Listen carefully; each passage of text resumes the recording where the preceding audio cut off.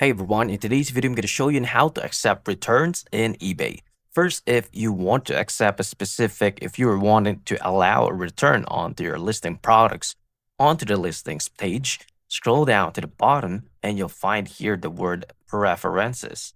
Like for example, this one. Now here, select the pencil icon onto the top right of it, and we can see here, scroll down, the domestic returns. If you want to allow returns for the item purchased domestically, turn this on. Now, if you want to allow returns on international, toggle this on.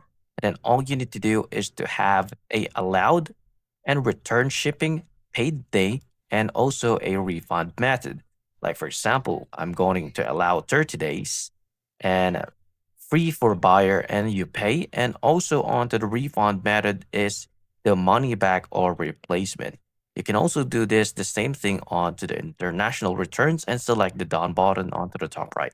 And that's it. If you find this video helpful, please like and subscribe and I'll see you into the next one. Thank you for watching.